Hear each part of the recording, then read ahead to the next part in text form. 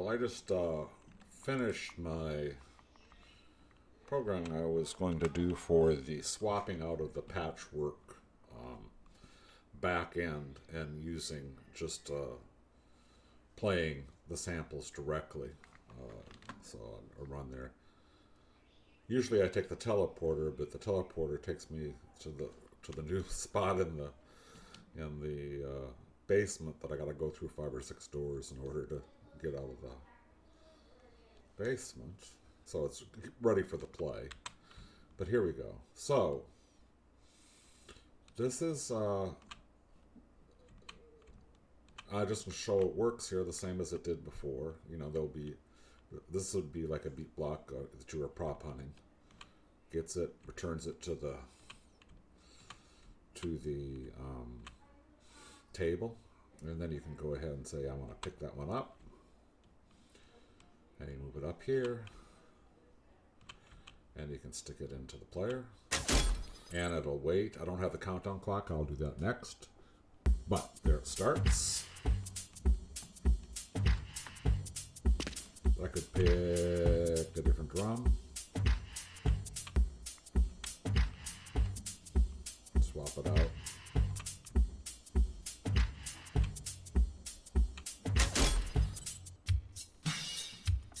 Just swapped it out. I could add, pick up a bass.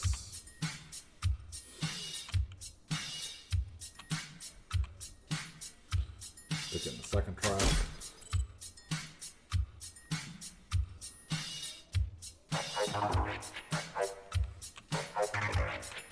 Pick up my clear block.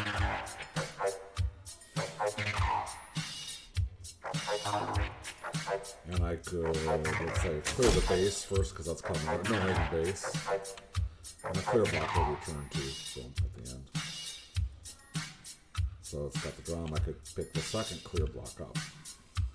Yep. What's happening? Did I crash it?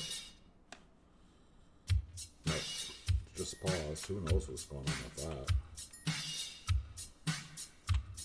So it's really lagging. That's Fortnite server, not me.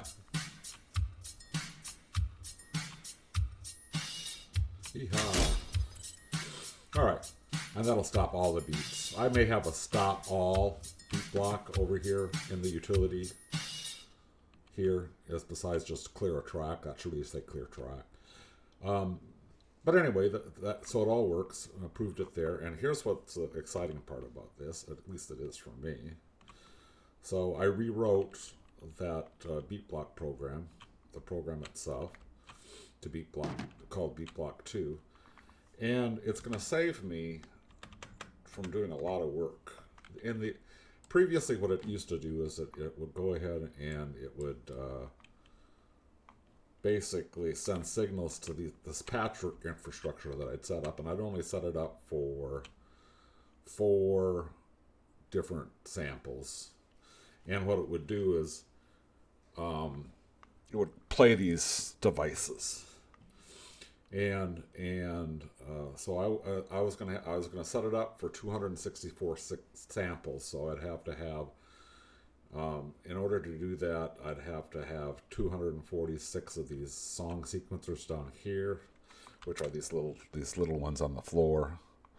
The ones down here, and I'd have had to have associated with that 512 triggers on top of it, and I'd have had of these instrument players. I'd have had let me see how many, 22 of them, I think, is the way I had it set up in Rave Cave. This is if I wanted to replicate the amount of sequences I can do the amount of samples I can do at the Rave Cave.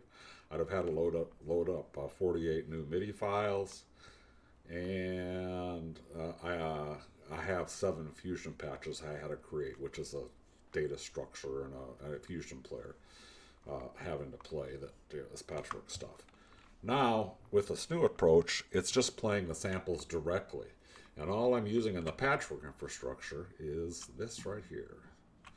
So I'm using 1 song sync, 2 triggers, and 1 what's called a note trigger. So I'm using two little devices and two triggers instead of hundreds of things. And so that'll save a lot of it'll save me a lot of time because I won't have to set anything up. I'm done.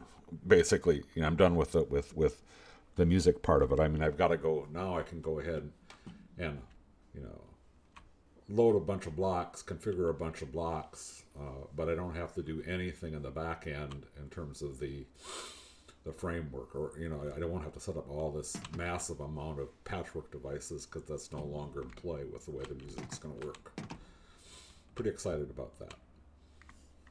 So that was my big thing for this next sprint, and so it only took me a little day and a half to figure out. So I can move on to some other things. So that's kind of cool.